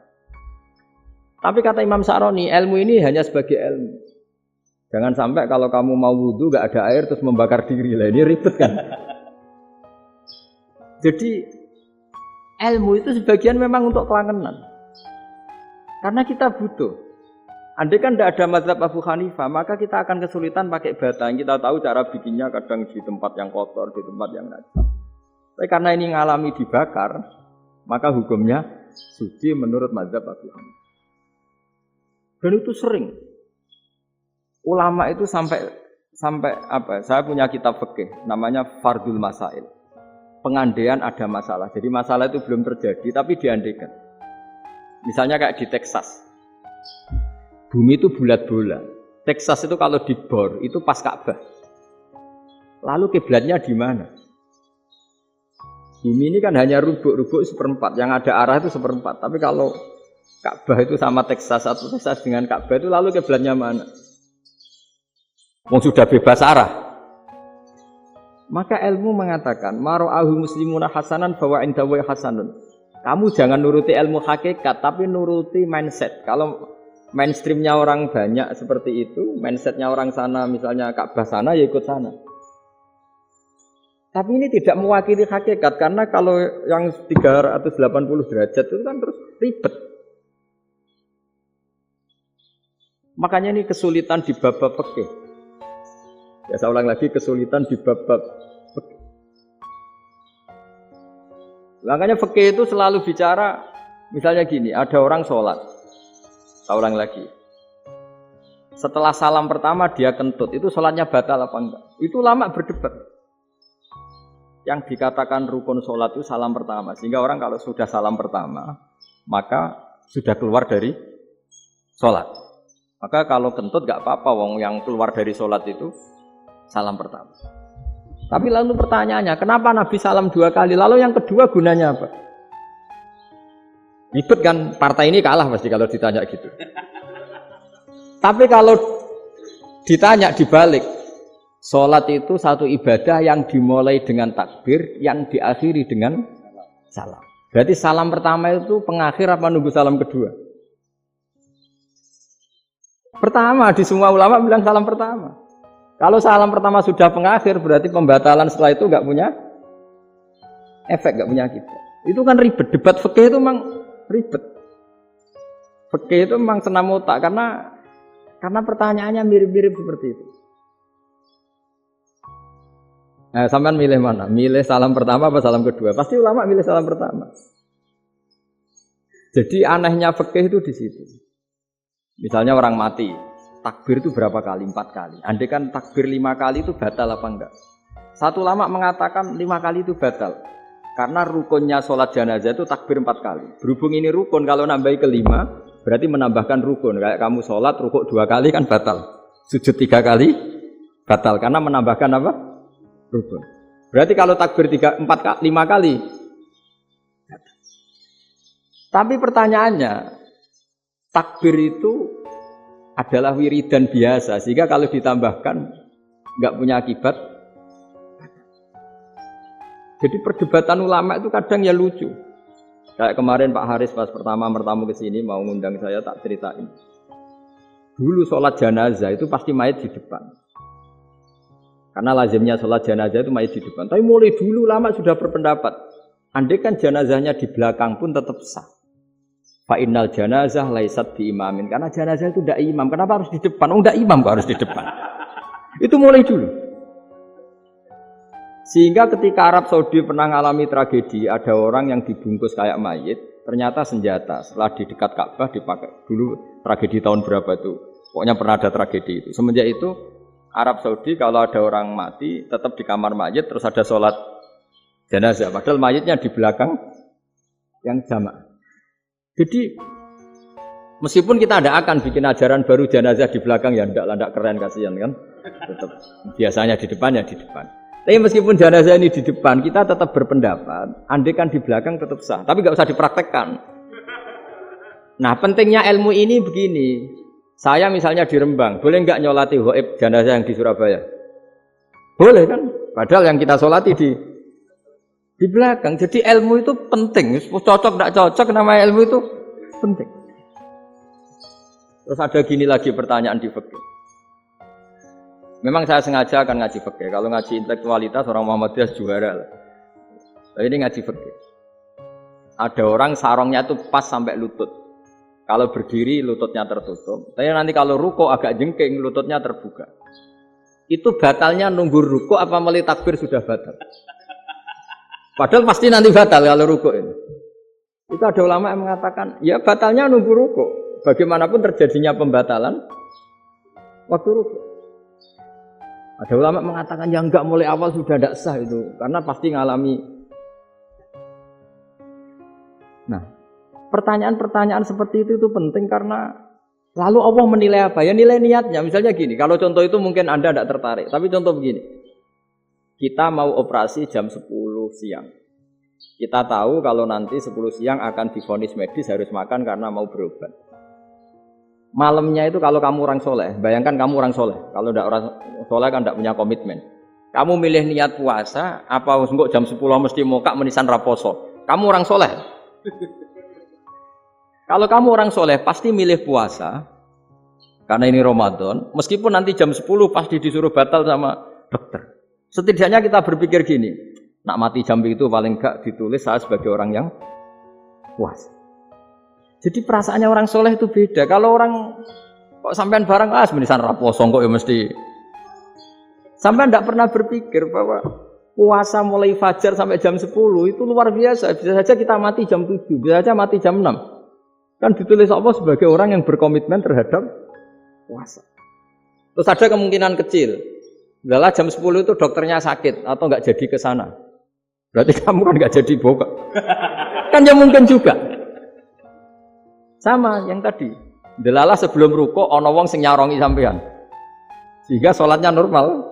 Kamu enggak menemukan pakaian yang pas, jebule pas setelah ruko, mau ruko ana wong kata, wah, salate ora bener disarongi. Itu agama. Jadi agama itu dimulai dari mana coba? Dimulai dari niat, dari komitmen. Nah, sekarang kelirunya kenapa ada garis keras? Agama itu dimulai dari keinginan ideal. Itu yang mulai itu ada orang-orang garis keras. Agama ini enggak, agama ini dimulai dari niat. Sampai ada kaidah agama la yudroku kullu, la yudroku kullu. Kalau tidak bisa ideal, jangan ditinggalkan sama. Tapi orang enggak, sekarang bayangkan Islam itu ideal. Pemimpinnya ya soleh, masyarakatnya soleh, enggak ada maksiat, enggak ada. Senan apa ilmu? Kalau secara ilmu mulai dulu ya ada orang dolim, ada orang soleh. Nabi kurang baiknya. Di angkatan itu ya ada orang munafik. Jika ulama itu sudah berpendapat ideal itu piye? Zaman Nabi saja ada orang apa? Munafik. Itu ilmu. Kalau nuruti kelangenan inginnya dunia ya steril, enggak ada maksiat, enggak ada. Dan agama itu diciptakan Allah itu memang unik. Calon Nabi misalnya, Nabi Musa itu sing rumat Fir'aun. Ketika Nabi Muhammad lahir, sing ribet manitia ini Abu Lahab. Orang dosen UMF. Coba. Karena Allah ingin memaklumatkan ke kita bahwa agama ini akan hidup di kondisi apapun. Asia, istrinya Fir'aun, itu termasuk mukminah yang dipuji Quran. Padahal dia bukan istrinya pengurus NU atau pengurus Muhammadiyah. Istrinya Fir'aun. Tapi itu pelajaran bagi kita bahwa orang-orang baik itu tidak harus di lingkungan yang baik. masjid paling makmur itu kadang di dunia mungkin ya jangan bakas Mekah Madinah itu karuan. Mungkin di antara masjid yang makmur justru yang di Kanada, di Amerika mungkin. Karena merasa minoritas tuh perpustakaannya ada, kajiannya ada. Tapi banyak masjid di daerah pesantrennya malah sepi. Karena kiainya tahu jamaah masjid itu rawatib. Itu ada daerah pesantren, saya ulang lagi ada daerah pesantren. Dikon pengajian, monggo nekani pengajian. Maca selawat ning omah yo ganjaran padha wae. Ribet kan? Mau dibantah itu benar. Mau dibiarin rusak tatanan. Jadi saya mohon sekali ya, jadi ilmu itu diperbandingkan supaya perbedaan-perbedaan itu biasa. Dulu Imam Malik itu punya murid namanya Imam Syafi'i. Itu dalam banyak hal. Itu perbedaannya tajam sekali. Ya saya ulang lagi, dalam banyak hal itu perbedaannya tajam sekali. Misalnya begini. Ini terakhir percontohan saya fikih, nanti dikaji sendiri. Ada seorang A'rabi, Ja'a A'rabiyun. Ini di hadis sahih diulang-ulang di semua Al-Kutubus Sittah ada peristiwa ini. Ja'a A'rabiyun ila Rasulillah sallallahu alaihi wasallam faqala ya Rasulullah ahlaktu. Qala wa ma ahlakaka? Qal wa qatu imraati fi nahari Ramadan. Ya Rasulullah, saya ini orang yang rusak. Kenapa? Saya ini hubungan intim sama istri saya ketika masih siang Ramadan. Singkat cerita orang ini dihukum berat sama Nabi. Hukumannya adalah karena dia membatalkan puasa ketika dengan hubungan intim. Sama Nabi dihukum, kamu harus merdekakan budak. Wah, tidak mampu ya Rasulullah, saya tidak punya budak. Jadi ini bukti bahwa agama ini sangat sosial sehingga sebagian kafaroh harus memerdekakan budak. Kamu kalau gitu puasa 2 bulan. Nah, baru puasa 2 hari aja kecelakaan malah disuruh puasa 2 bulan. Ya sudah kamu ngasih makan 60 orang miskin. Saya ini orang paling miskin. Kok jadi sudah miskin agak hiper lah orangnya. Poso-poso kok gitu. Itu kata ulama kalau orang Jawa enggak mungkin makanannya tempe mendoan enggak mungkin. Di Jawa itu enggak mungkin lah ada orang batal puasa karena hubungan intim. Ke istrinya enggak cantik, cerewet, sang lanang mangane mendoan. Itu tidak mungkin, kecelakaan itu tidak mungkin. Tidak mungkin itu. Tapi kalau Arab mungkin karena makanannya daging. Singkat cerita, terus pertanyaannya gini. Kalau batal biasa itu kan bayarnya puasa 1 hari. Kalau batal pakai hubungan intim, pakai jima kalau dalam bahasa fikih, itu kafarohnya berat, yaitu merdekakan budak atau puasa 2 bulan berturut. Pertanyaannya gini, jima istri itu boleh loh tidak zina. Jima istri itu boleh loh tidak zina. Itu kan hukumannya berat. Nah terus Imam Malik berpikir kalau gitu tidak harus jima dong. Poso-poso, ora ana uzur, ora ana apa terus nyate. Sesuk mangan bakso tanpa ada alasan syar'i. Hukumnya harus sama dong, karena jima hukumnya boleh, berarti semua iftar, semua pembatalan puasa yang tidak ada udzur syara' maka hukumnya sama, yaitu sanksinya sama. Masuk akal enggak? Masuk akal dalam mazhab Imam Malik. Dalam mazhab Syafi'i enggak. Mulai dulu jima itu beda. Kayak mertamu nih gone wong, mangan iku oleh, tapi nek nggo bojomu mbok jima niku wis nemen ngawure lah. Tetep beda. Dari Imam Syafi'i itu pokoknya beda, jima sama makan itu beda. Lah ya terus setelah itu terus ada pertanyaan. Bagaimana kalau makan dulu baru jima? Ribet kan?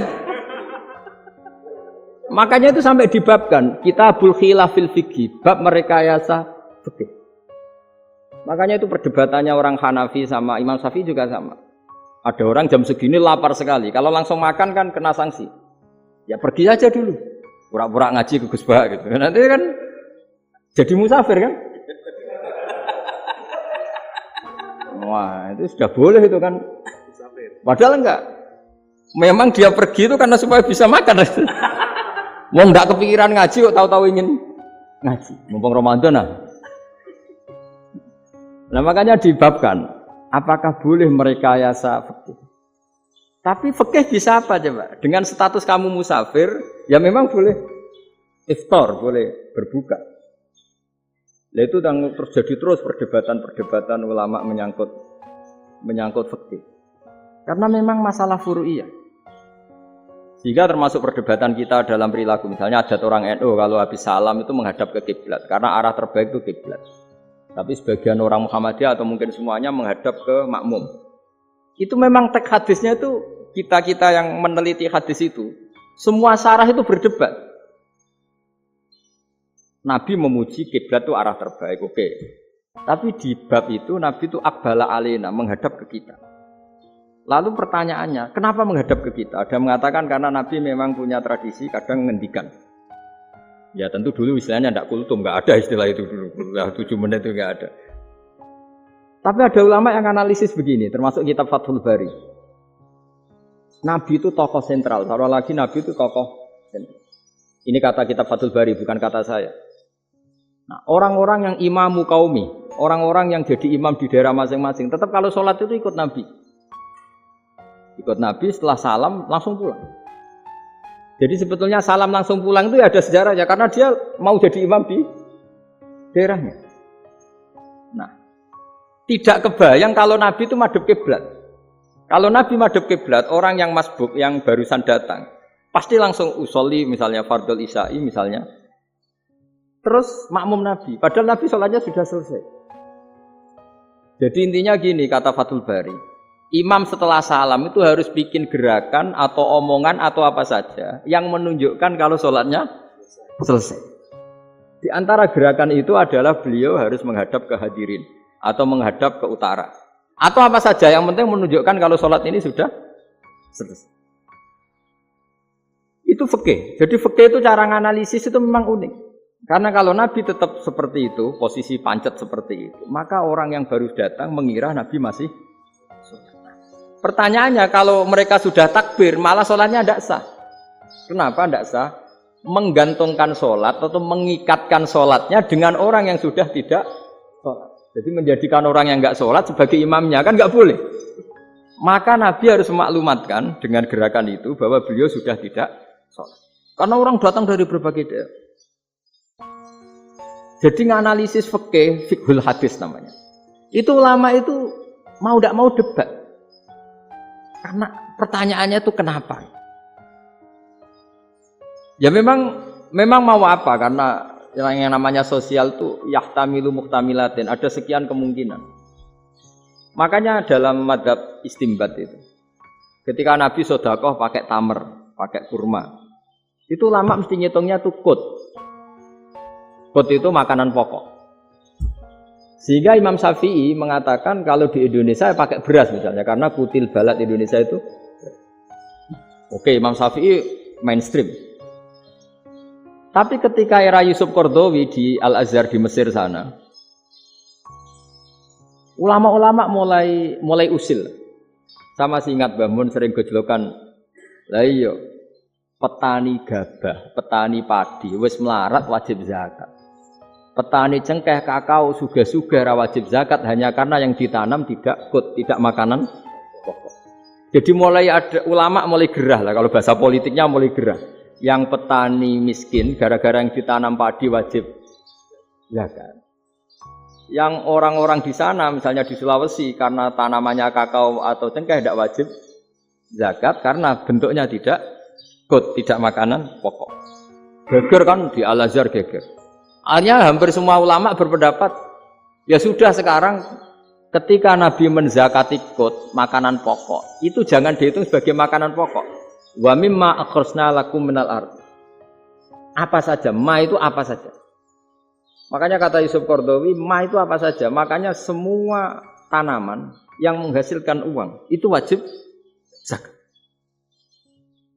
Nah, masalahnya kitab-kitab Syafi'iyah itu sudah mamlu'ah, sudah penuh dengan penjelasan misalnya fala zakata fil khadrawat, maka enggak perlu zakat untuk kayak kangkung, semangka dan sebagainya. Lalu kiai-kiai angkatan modern kayak Mbah Mun itu sering dapat masukan. Saya pernah dengar sendiri. Yai, saya ini punya sawah 1 hektar, tak tanamin padi, itu enggak pernah kaya saya. Sekarang tak tanamin kangkung malah saya kaya karena tiap 3 hari panen tak kirim ke Jakarta. Itu orang Indramayu yang tanya. Jadi gak tanam padi gak pernah kaya, tanam kangkung kaya. Nah, karena dia orang soleh, kalau zakat boten. Mau diwajibkan zakat tidak makanan pokok, mau tidak wajib dia kaya. semenjak itu perubahan di Indonesia ikut. Akhirnya ada zakat. Pokoknya asal tanaman yang satu nisab ya wajib zakat. Masih ada debat lagi. Ketika nanam ingin dipanen, itu dia petani apa pedagang? Karena nanti perdebatannya ikutnya zakat zuruk, zakat tanaman apa zakat pedagang. Kalau sampean nggak pernah debat berarti sebenarnya Anda tidak dosen Islam ini. Dosen tidak pernah diskusi fikih apa Islam. Karena saya berkali-kali punya tamu itu begini, Gus saya ini pedagang melon. Tapi dia penanam melon. Jadi pedagang yang agak ingin badi banyak. Itu caranya gini Pak Rektor. Saya misalnya pedagang melon. Daripada saya kulak di pasar atau dari petani sudah mahal. Nyewa tanah sekian hektar terus ditanami melon. Setelah berhasil ini dia zakatnya tanaman apa zakat pedagang? Karena dia nanam itu mentalnya sudah pedagang. Padahal nanti zakatnya beda kan? Yang satu 2,5%, yang satu rubul usur sama nisul usur sama usur. 1/10 sama 1/20. Kalau zakatnya zuruk kan 1/10 atau 1/20. Yang satu rubul usur, kira-kira 2,5. Saya ulang lagi ya. Jadi di era modern itu kita jadi bingung, pedagang tapi gayanya petani. Petani tapi hakikatnya. Jadi gampangannya gini ya, kalau saya pedagang beras, kok saya kaya raya, itu mendingan nyewa sekian hektar untuk ditanamin beras, padi ya, daripada tengkulak, daripada beras. Akhirnya perdebatannya, ini zakatnya pakai apa? Misalnya tebu, misalnya, petani tebu. Oh jelas kalau nanam tebu itu ingin dijual. Masa apa itu es tebu berhektar-hektar. Nah, kira-kira kalau menurut jenengan ini zakatnya zakat apa? Tijarah apa zakat tanaman? Mentalnya tijarah, mentalnya pedagang. Nah ini saya hanya mau cerita. Khilaf, kadang-kadang orang angen-angen. Khilaf itu enggak mungkin enggak. Ya sama seperti NU dan Muhammadiyah selalu khilaf awal Ramadan. Itu memang enggak bisa enggak khilaf. Misalnya begini. Saya beri contoh ya. Karena kadang yang khilaf juga enggak pernah belajar. Lucu kan? Tak beri contoh ya. 2001 itu abad keberapa tuh? Tahun 2001. Abad 21 abad 20? Abad 21. Jadi meskipun terpaut 1 tahun, padahal abad itu 100. Nah, pikirannya orang-orang Muhammadiyah seperti itu. Hilal kalau sudah melewati garis ufuk, meskipun setengah derajat atau 1 derajat itu sudah ikut bulan berikutnya. Sehingga ya sudah, meskipun sekian derajat sudah dianggap Ramadan. Nah pikirannya orang NU enggak. Harus ru'yah bil fi'li. Itu sebetulnya lagi-lagi sebenarnya enggak masalah NU dan Muhammadiyah, itu di kitab-kitab ya seperti itu. Kita ini enggak biasa goblok ya.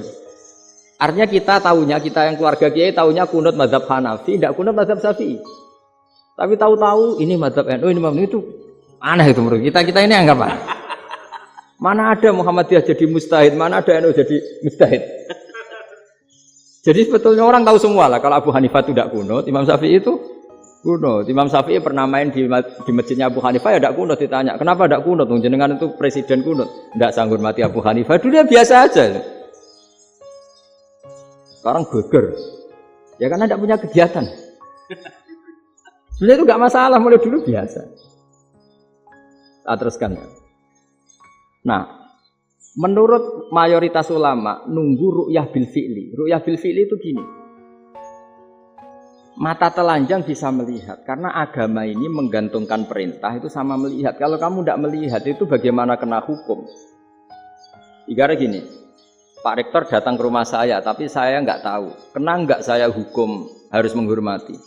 Dia datang nggak sembunyi-sembunyi. Saya kena hukum harus menghormati ya kalau melihat, kalau enggak ya enggak. Tapi Pak Rektor tetap bilang, tapi saya hakikatnya datang. Jadi saya datang itu. Itu kan ribet.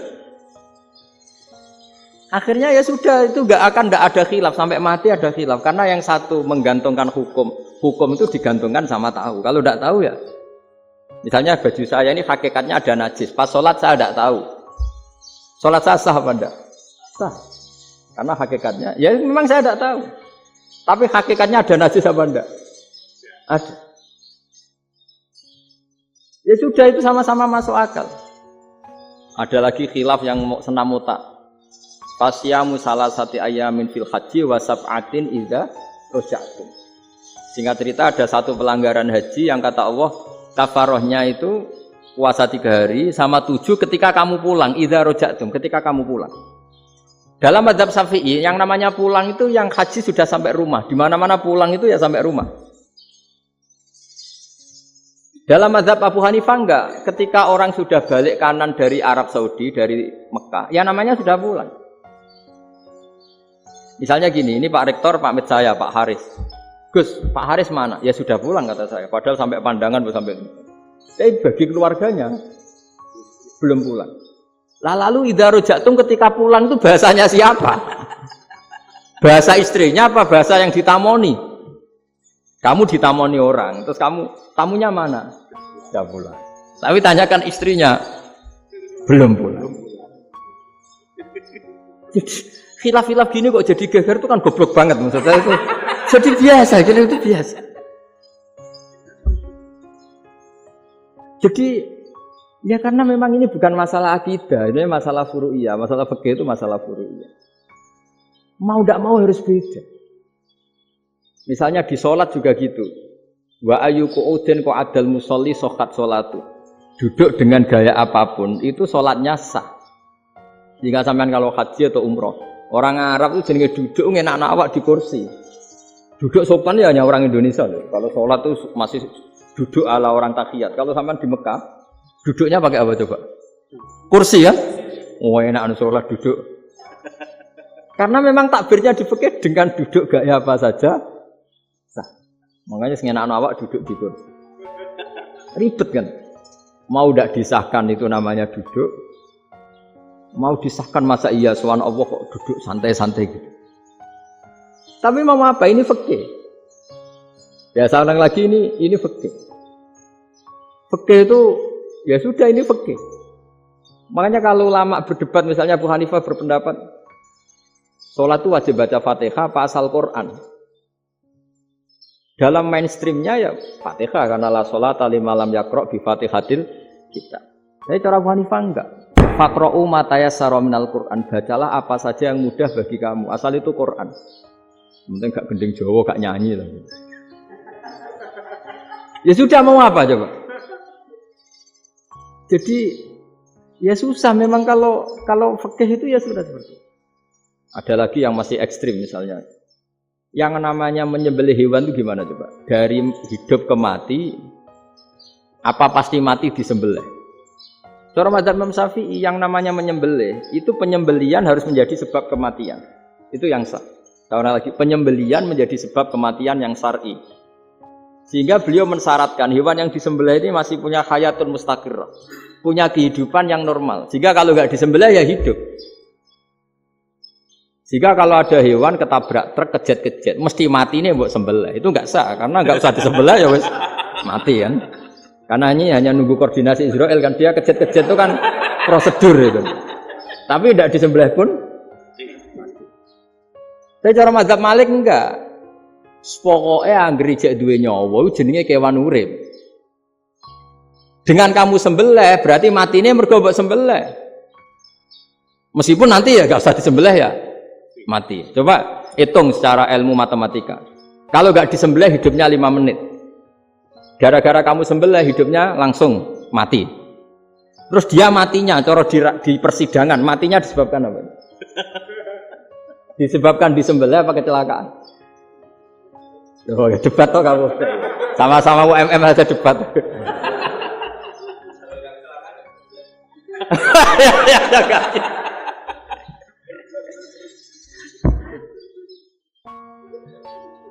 Loh, saya pernah ngalami nyata itu. Saya jalan-jalan sama anak saya pakai motor. Sampai di jalan raya gitu ada ayam jago ketabrak mobil, kejet-kejet. Orangnya tanya, "Gus, ini halal tau ora?" "Wis kanggo kon halal lah." Suatu saat dia enggak terima kan, tanya, "Kenapa, Gus?" "Ya nak kiai ra pantes, mosok kewan mesti mati nek tak sembelih, nak ra kiai pantes." Karena aku tahu kamu tuh gak kiai, mesti motifnya itu mergo jago, jajal cilik gak tak kokno. Adekan ayam itu bayi kan gak ditanyakan. Kejat-kejat mati rak lah wong cilik wae. Tapi masalahnya ini kan jago.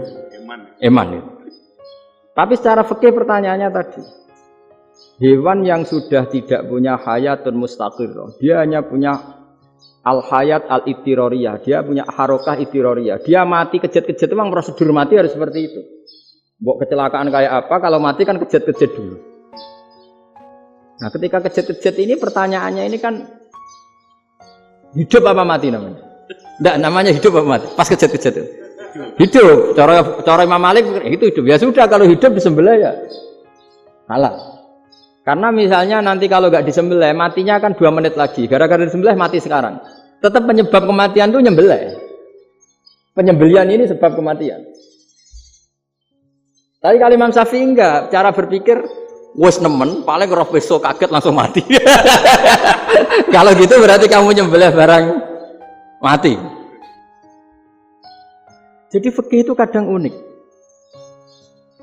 Makanya ketika ngitung fikih itu unik. Orang keluar mani wajib apa? Mandi kan? Terus Imam Syafi'i ditanya, kenapa kalau orang kelahiran juga harus mandi? Namanya nifas. Fa innal walada waliyun munakidun. Ya, anak ya mani yang menggumpal. Bedanya apa anak dengan mani itu? Jadi fikih itu kadang lucu. Di rumah-rumah tenan juga lucu.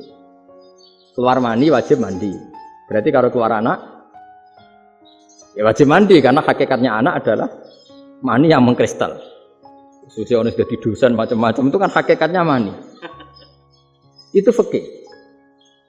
Nah terus ditanya, kenapa kalau lahir langsung mati tidak wajib disolati? Ya jawabannya Mas Syafi'i lucu.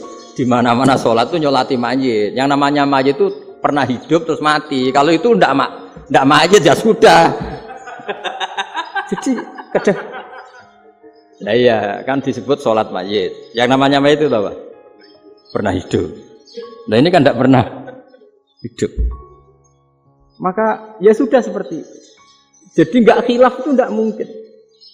Nah kalau qit'atul lahmin, kalau hanya potongan daging, mungkin wah itu tidak manusia karena qit'atul lahmin. Sekarang pertanyaannya, kalau sudah berbentuk manusia, meskipun tidak pernah hidup, nah ini mulai perdebatan karena melihat tidak pernah hidup itu nggak memenuhi syarat, tapi melihat ini sudah suratu adamiyin, bentuknya sudah.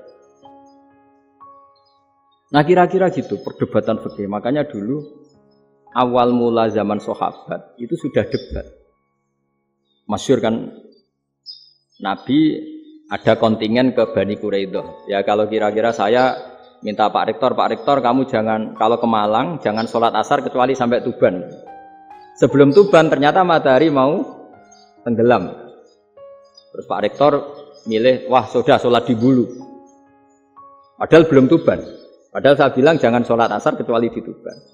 Yang Pak Haris enggak tetap sholat di Tuban meskipun matahari sudah tenggelam. Karena Nabi menyebut Tuban. Singkat cerita, zaman itu kan Bani Quraidah. La tusolliyanal asra illa fi Bani Quraidah. Kalian semua jangan sholat asar kecuali sampai Bani Quraidah. Ternyata di tengah perjalanan matahari sudah mau tenggelam, kira-kira kurang 2 menit atau 3 menit. Sahabat-sahabat, sudahlah kita sholat asar di sini. Kalau sampai sana pasti sudah tenggelam, separuh sholat. Yang separuh enggak, kata Nabi harus di Bani Quraidah. Ya sudah nunggu di Bani Quraidah meskipun matahari sudah tenggelam. Singkat cerita 2 kelompok ini matur, ya Rasulullah kita ngalami ini perdebatan gini-gini. Di semua riwayat di hadis-hadis sahih disebut falam yu'annif wahidan minhuma. Nabi tidak menyalahkan salah satunya atau enggak menyalahkan dua-duanya. Itu bahasa Indonesia juga ribet, yang benar gimana tuh? Enggak menyalahkan salah satunya, apa enggak menyalahkan dua-duanya? Gimana bahasa benernya? Salah satunya itu dua-duanya? Iya. Enggak, kalau bahasa Indonesia tidak menyalahkan dua-duanya. Kedua-duanya apa salah satunya yang benar? Kedua-duanya. Kedua-duanya. Bahasa Indonesia itu ya kadang ruwet ya. Orang pinter kayak Pak Habibie itu namanya ya orang luar biasa. Nanti sekolahnya orang-orang idiot itu ya sekolahan luar biasa. Orang pinter banget bahasa Indonesianya ya luar biasa. Kalau sekolah untuk orang-orang yang idiot juga luar biasa. Jadi kalau dipuji luar biasa tuh gak jelas nih luar biasa ya. Gak jelas kadang bahasa kita ini kadang ya gak jelas. Nah itu gak menyalahkan dua-duanya apa salah satunya? Keduanya, tidak menyalahkan kedua-duanya. Misalnya dibahasakan gak menyalahkan salah satunya, benar apa salah? Benar. Benar, ya sudah benar semua. Jadi itu bukti bahwa ijtihad itu boleh. Saya ulang lagi, bukti bahwa ijtihad itu boleh. Padahal ini jelas, yang satu harus sholat asar, padahal matahari sudah tenggelam. Makanya di antara fikih unik itu begini. Saya ulang lagi fikih unik. Saya menyaksikan betul ketika ada orang tanya Mbah Mun saya ini Kopassus. Kadang latihan itu sampai waktu zuhur habis. Saya harus bagaimana? Gayanya Mbah Mun itu unik. Sementing ojo ngosor sholat. Engko yo aja niat jamak. Atok kodok kata. Singkat cerita terus orang ini diskusi sama saya karena ini ya alim pernah mondok. Kenapa kosor tidak boleh? Karena kosor itu ekstrim, merubah bentuk sholat dari 4 menjadi 2. Maka alasannya harus jelas. Harus jelas itu orang yang latihan di Kopassus itu kan dia sudah berasrama di situ. Berarti dia sudah tidak musafir karena asramanya di situ, sudah mukim. Kalau dia kosor itu merubah bentuk sholat dari 4 menjadi 2. Merubah itu ekstrim. Tapi kalau dia qadha itu hanya mengakhirkan sholat dari waktunya. Kira-kira kalau kamu jadi malaikat, ekstrim mana? Merubah sama menunda? Ekstrim merubah kan? Karena 4 menjadi 2. Terus ojo jamak takdim, tapi jamak takhir. Itu juga penting. Bagi pengkaji fikih itu penting. Kalau jamak takhir itu salah-salah sithik ora pati popo. Kenapa? Kan mirip zuhur qadha. Kalau jamak takhir kan. Tapi kalau jamak takdim asar kok di waktu zuhur, ekstrim mana? Perubahan takhir sama takdim itu ekstrim mana? Ekstrim takdim karena melakukan sesuatu belum waktunya. Belum waktunya. Jadi itu memang ya memang tadi kajian-kajian fikih itu memang unik. Karena bagi ahlinya, saya ulang lagi tapi ini saya ulang lagi bagi ahlinya. Makanya ketika Nabi menjamak sholat ketika nusuk, ketika haji itu kata Imam Syafi'i lis safar. Karena Nabi pergi jauh karena rumahnya Madinah. Tapi resikonya fatwa itu adalah orang Mekah nggak boleh jamak karena kawasannya nggak sampai 90 kilo lah kalau sekarang mungkin. Tapi kalau tahu Imam Malik nggak, jalin nusuk sehingga orang Mekah pun yang haji ya boleh jamak karena alasan jamaknya karena nusuk, karena haji bukan karena jarak. Terus diteruskan lagi. Kalau karena pergi boleh jamak, memangnya pergi itu kenapa? Karena repot. Nah, itu masalah kan, syakok. Nah, terus mulai ada orang-orang yang ngawur kan, resepsi jamak, ribet. Wes resepsi duit utangan kan capek. Wah, itu sudah jamak. Ribet kan. Jadi kalau sudah illatul hukmi itu sudah mesti bikin masalah. Kalau sudah illatul hukmi itu pasti bikin masalah. Nah, pertanyaannya, jamak itu masih gampang karena bentuknya sholat masih 4. Yang ekstrim kalau qasar karena bentuk sholat 4 menjadi 2. Maka kata Mbah Mun pesennya, nak kue ra mesti bener, jika alasan itu tidak mesti benarnya. Pokoknya sementing tidak qasar. Juga tidak jamak takdim karena qasar ini kan merubah bentuk sholat kan ekstrim. Jamak takdim juga ekstrim karena mendahulukan sholat sebelum waktunya. Kalau jamak takhir kan biasa, kalaupun salah kan mirip kodok. Ya mirip kodok biasa kan. Nah ini saya cerita, jadi fikih itu bagi ahlinya itu memang punya konsekuensi yang seperti itu. Makanya pertanyaannya misalnya, bagaimana hukumnya penyembelihan lewat mesin? Ribet. Bagaimana nyembelih dari belakang? Saya baca di kitab-kitab nyembelih dari belakang itu ya hukumnya tetap boleh asal kulkum dan mari itu terpotong. Tapi pertanyaannya, jangan-jangan ayamnya sudah kaget dulu karena uratnya ini. Makanya perlu ditanya ahli medis, setelah uratnya tercabut ini jangan-jangan sudah berstatus mati. Kan potensi ketika dipotong dari sini, potensi sudah berstatus mati. Makanya, ya kalau misalnya menyebelah dengan dibacok, itu langsung mati. Itu tetap ada dokhtoh, kalau dalam bahasa fikih dokhtoh.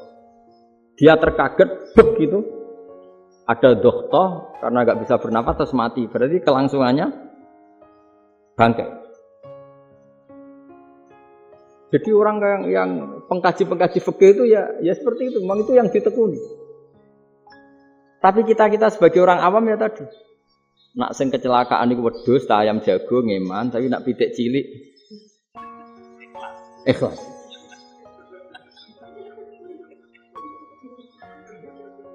Makanya ada pertanyaan orang-orang, saya pernah ditanya itu ya bingung tenan. Gus, kalau ada orang mati oplosan misalnya, dengan datang sholat enggak? Ya datang sholat kan, dia orang mukmin, saya tetap sholat. Kenapa? Kan matinya oplosan. Tapi andaikan tokoh yang mati, kamu sholat enggak? Ya sholat kan dia tokoh. Jadi ribet.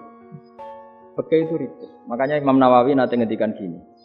Ada orang ngundang Nabi, ya Rasulullah, saya mohon nyolati ini. Nabi tanya, punya utang enggak? Punya. Nabi, saya enggak mau nyolati mayit yang punya utang. Ada sahabat datang, ya Rasulullah, utang itu tak ambil alih kami. Berarti dia sudah tidak punya utang. Nabi kerso nyolati. Pertanyaannya, utang itu hal yang boleh. Saya ulangi, utang itu hal yang boleh. Tapi kenapa Nabi se-ekstrim itu? Tapi ketika Nabi mau kondur itu ngendikan gini, ini PR ya bagi UMM ini PR ya. Nabi sebelum kondur bilang gini, sallu ala sahibikum. Dong saya tidak nyolati ini, tapi tolong ini disolati.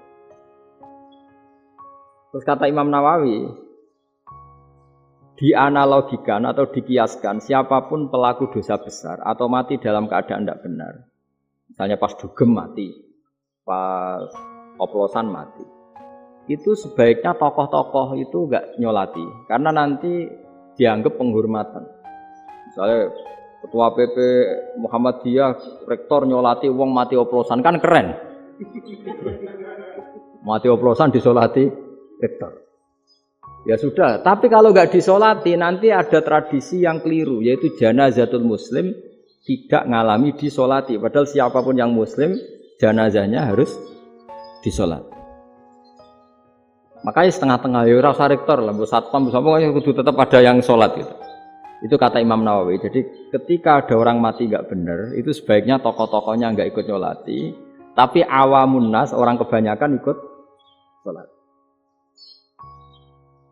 Jadi fikih itu agak jelimet karena tadi ketika tokoh ini nyolati, pertanyaannya bedanya apa mbek sing mati ning masjid mbek mati oplosan? Karena sama-sama semua orang nyolati kan tidak ada sanksi sosial itu. Tapi ketika enggak disolatkan sama sekali, wah lebih parah lagi. Ini ada janazatul muslim tidak disolat. Sehingga kata Imam Nawawi ini hebatnya Nabi tengah-tengah. Jadi Nabi kundur, dong saya tidak nyolati tapi sallu ala sahibikum. Ya tapi ini kamu harus nyolati. Kata Imam Nawawi, orang yang mati bunuh diri, orang yang mati oplosan, orang mati secara enggak benar itu asal dia muslim tetap wajib disolati karena solat ini hakul muslim. Kan seorang muslim diantara haknya apa? Ketika mati dikafani, dimandikan, disolat. Tapi ini masalahnya matinya pas murtakibul kabiroh, pas melakukan dosa besar. Dan itu sebab kematiannya. Kalau dia oplosan, kan sebab matinya karena oplosan. Ya kan terus ribet. Mau disolati oleh, apalagi misalnya kita ketua ulama, udah terkenal wali, wah keren, mati oplosan itu disolati wali, kan ribet kan? Nanti yang repot malaikatnya. Itu ya, ini yang nggak kata bahaya. Saya pernah baca kitab itu yang repot malaikatnya. Itu ada yang bilang gini, orang yang punya hutang itu pasti nanti hisabnya berat, diaudit malaikat sampai bisa nyaur hutangnya. Sementara malaikat kena konstitusi, kalau Nabi mendoakan harus mustajab. Ini kan ada dua hukum yang berlawanan. Sekali Nabi berdoa, wa maghfir lahu warhamhu, itu harus dituruti malaikat. Enggak boleh doanya Nabi enggak dituruti malaikat. Sementara aturan Islam juga harus dituruti, bahwa orang yang punya utang harus tersandra oleh utangnya. Lain asing dunia Pak Haris kan, enggak tekno. nggak ngefek gitu. Jadi misalnya Pak Haris donga sampai nangis semua maghfir lahu kan nggak ngefek. Malaikat nggak itu, nggak sudah lah Ustaz. Tapi kalau Nabi yang berdoa kan harus diturutin, ini masalahnya kan itu.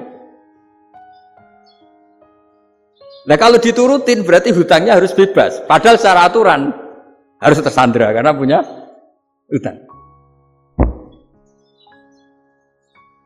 Dan nanti sama kalau yang mati oplosan ini yang doain wali, kok wali sampai Allah maghfir lahu. Doanya wali kan harus terkabul. Sementara secara hukum dia harus kena sanksi karena oplosan tadi. Daripada ngerepotno malaikat, sudahlah wali-wali ini tidak usah ikut nyolatin, yang nyolati ya orang-orang nggak jelas ini sehingga kan malaikat kan santai aja kalau mau nyiksa. Loh tapi kan sudah didoain, nggak ngefek. Karena doanya orang-orang nggak penting. Itu ada tuh di sarah Muslim itu. Di sarah Muslim di bab ketika Nabi ngintikan babu qauli Rasulullah sallallahu alaihi wasallam sallu ala sahibikum. Jadi belajar fikih itu asik. Karena tadi harus dipelajari. Kalau enggak, ilmu ini hilang. Terus nanti takutnya lagi ilmu fikih itu direduksi sosial. Misalnya gini, pepe wong cilik wae kiai-kiai ra gelem nyolati. Orang melihatnya ini karena yang oplosan wong cilik melarat ra disolati. Jajal bupati ya disolati, mergo amplopnya gede-gede kan terus ruwet kalau dianalisis gitu kan ruwet. Makanya kenapa saya harus ngomong fikih supaya semuanya itu enggak didudukkan urusan sosial itu. Nah, kalau semuanya didudukkan sosial kan sentimennya sentimen sosial. Ribet. Padahal yang sering mati oplosan itu kan ngomong cilik gitu loh, karena tadi. Kalau wong sugih kan pakai whisky yang mahal yang insya Allah tidak mati kan gitu. Yang mati kan ya mergo virtus macam-macam itu kan. Artinya ini kalau nggak diterangkan secara fikih, kiai-kiai yang nggak datang dikira masalah sosial kan. PP salam template era gede terus enggak datang kan terus jadi ribet. Ya, makanya ini lewat pengajian ini supaya sampean lebih tahu ya bahwa khazanah Islam ini kata beberapa ulama kafatal linnas, maknanya semuanya. Sehingga Allah akan mentakdirkan kajian Islam akan ada di seluruh dunia. Jadi kenapa IAIN marak di Indonesia, UMM, Universitas NU banyak? Karena agama ini kafatal linnas, tidak miliknya orang Arab tapi milik orang alimnya juga gitu. Ketika ada liga alim seluruh dunia, itu orang Indonesia, orang Afrika, ya selalu ada orang alim yang kelas dunia. Seperti dulu ada Imam Bukhari, itu as-sakhul kutub ba'da kitabillah. Kitab terbaik setelah Quran itu Bukhari. Padahal dikarang oleh orang Uzbek. Kata siapa? Islam As-Sobyan, orang Arab ngakui kalau kitab paling sahih itu Bukhari. Mekah Madinah pun ngakui kalau kitab paling sahih Bukhari. Padahal pengarangnya ada orang Arab. Orang mana? Uzbek. Imam Ghazali yang diakui seluruh dunia itu Atos itu ikut Persia. Juga bukan orang Arab. Si bawahnya orang Persia. Nah, ini yang belum ada orang Malang ini, tinggal PR ini. Ya, nyusul ya. Ya, saya kira demikian. Assalamualaikum warahmatullahi wabarakatuh. Baik, Bapak Ibu, para pemirsa yang dirahmati oleh Allah, kita sudah mendengarkan tausiah yang sangat mendalam dari Gus Baha, yang intinya saya rasa sudah dipahami semua bahwa pentingnya bagi kita untuk terus banyak mengkaji, belajar, tidak hanya memahami satu sisi dari ajaran agama kita, satu versi dari ajaran agama kita, akan tapi karena agama ini diturunkan untuk kafatal linnas, untuk semua manusia, maka terjadinya perbedaan di dalam ijtihad para ulama itu pada dasarnya menjadi rahmat bagi alam semesta dan bagi umat Islam. Mudah-mudahan apa yang sudah kita dengar dari tausiah Gus Baha dapat kita pahami dengan baik dan menjadi ilmu yang bermanfaat untuk kita semua. Kami terima kasih kepada Gus Baha atas nama Universitas Muhammadiyah Malang. Mudah-mudahan jalinan silaturahim antara UMM dengan Pondok Gus Baha ini terus senantiasa bergulir dan menjadi bagian dari upaya kita bersama untuk meneguhkan Islam yang rahmatan lil alamin. Demikian saya rasa pengajian kita pada pagi sampai siang hari ini. Kurang lebihnya minta maaf. Wallahu a'lam bishawab. Kita tutup dengan bacaan hamdalah. Alhamdulillahirabbil alamin. Subhanakallahumma bihamdika asyhadu an la ilaha illa anta astaghfiruka wa atubu ilaik. Wa sallallahu ala Muhammadin wa ala alihi wa sahbihi ajma'in. Walhamdulillahirabbil alamin. Wassalamualaikum warahmatullahi wabarakatuh.